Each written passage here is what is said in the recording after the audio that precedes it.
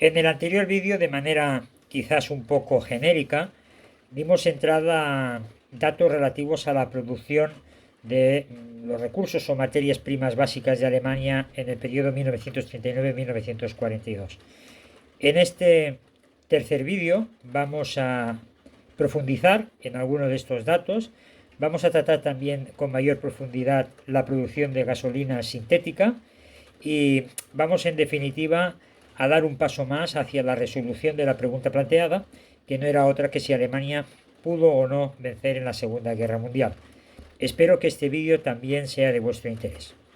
El 8 de noviembre de 1942, 600 buques desembarcaban cerca de 70.000 soldados aliados en las playas de Marruecos y Argelia, dándose inicio a la invasión del norte de África y a la tan deseada apertura de un segundo frente.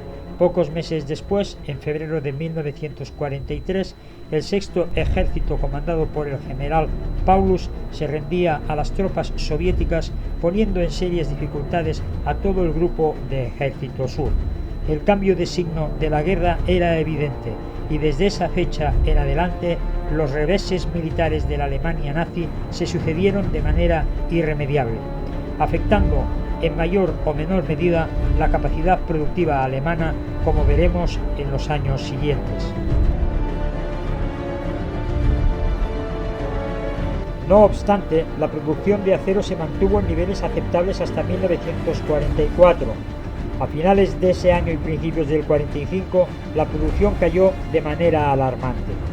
El gobierno sueco, bajo la creciente presión de las potencias aliadas, puso fin en noviembre de 1944 a las tan necesarias exportaciones del mineral sueco. Ello se tradujo en una reducción drástica de la producción de acero alemán, siendo tan solo de un 6,4% en relación a la del año anterior. La producción alemana de carbón en 1944 se mantuvo en los mismos niveles que antes de la campaña de bombardeos estratégicos, pese a las más de 525.000 toneladas de bombas lanzadas sobre Alemania por los bombardeos aliados en 1944. El descenso de la producción en 1945 debido a la ofensiva aliada contra la cuenca del Ruhr supuso una caída de la producción de carbón cercana al 91% y con ello la de la producción de combustibles sintéticos. La estrategia de bombardeos sobre centros fabriles y de producción de materias primeras se extendió en 1944 a las fábricas de caucho y combustible sintético alemanas. Alemania dependía cada vez más de los carburantes sintéticos, pero la producción de este tipo de combustibles descendió en 1944 en 1 millón de toneladas, lo que supuso una reducción de hasta el 16% respecto a la producción del año anterior.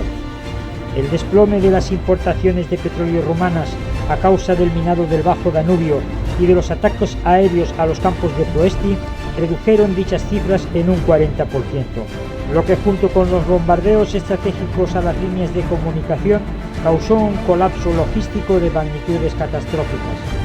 Ya en mayo de 1944, la producción de gasolina de aviación cayó a 156.000 toneladas, 53.000 toneladas en junio y en julio a apenas 29.000.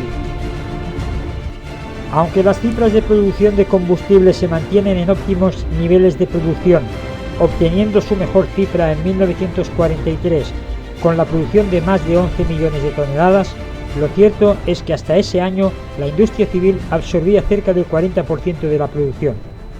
No fue hasta el desastre de Stalingrado y el posterior discurso de Goebbels anunciando la guerra total cuando se produce una significativa disminución de la producción de los derivados del petróleo destinada a la industria civil. Las dificultades logísticas para llevar el carbón a las plantas de refinado sintético y posteriormente su distribución entre las divisiones mecanizadas originó una escasez de combustible cada vez más acuciante. A modo de ejemplo, de los 22 millones de vagones de carbón que salían de las minas del Ruhr en 1942, se pasó a unas apenas 5 millones en 1944. Todo ello, unido a una tardía conversión de la industria alemana en una industria plenamente dedicada a la producción bélica, supuso un lastre heredado del periodo 1940-42. La falta de planificación económica e industrial, la amalgama de agencias e institutos con competencias compartidas y solapadas ralentizó y malbarató enormes cantidades de recursos humanos, materiales y técnicos, pero estos factores serán objeto de un análisis más profundo en el siguiente vídeo.